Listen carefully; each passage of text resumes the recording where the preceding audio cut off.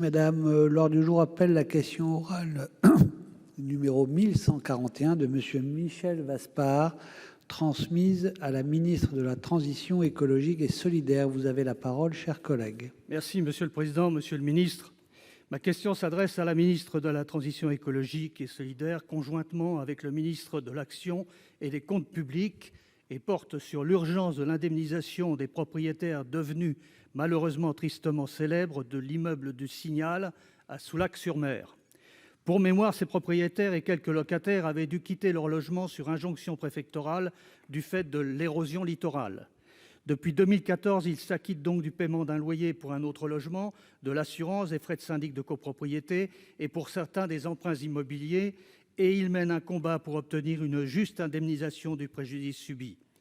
Une importante pression aura été exercée par les élus et spécialement par les parlementaires depuis des mois, je devrais même dire des années.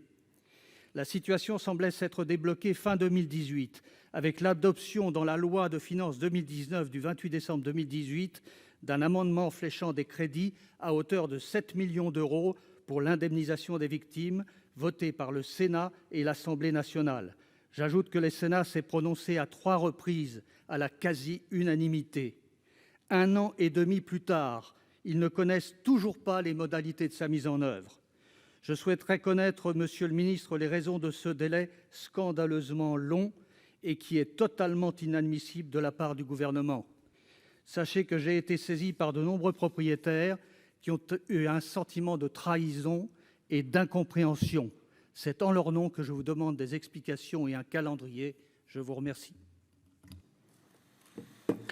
Merci.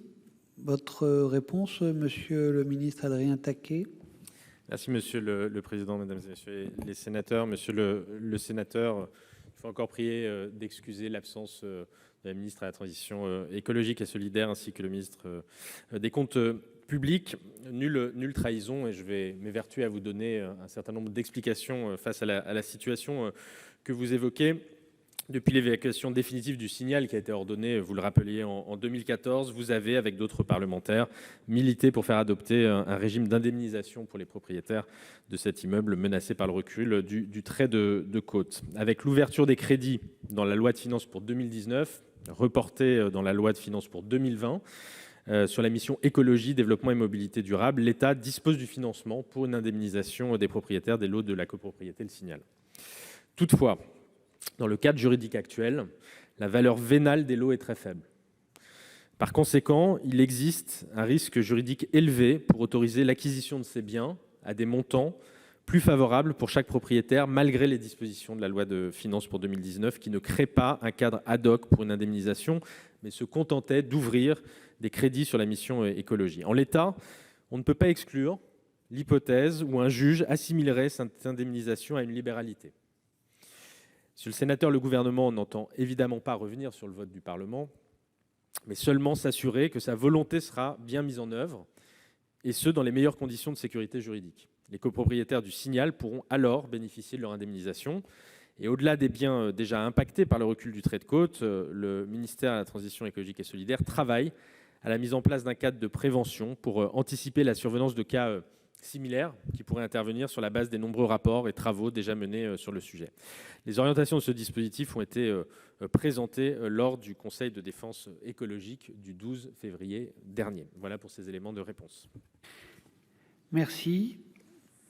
Monsieur Vaspart, vous avez encore près d'1 minute. Oui, Monsieur le ministre, le problème, c'est que c'est des tergiversations depuis 18 mois, des renvois de balles entre le ministère des Finances et le ministère de l'Écologie. C'est aujourd'hui le ministère de l'Écologie qui bloque. Moi, je veux bien qu'il y ait des problèmes d'ordre de droit, mais à ce moment-là, en 18 mois, on a largement le temps, avec l'ensemble des fonctionnaires qui existent dans les ministères, de régler ce problème. Or, il ne l'est toujours pas. On va finir par croire que les ministres n'ont plus aucun pouvoir vis-à-vis de cette technocratie tentaculaire. Bien, l'ordre du jour.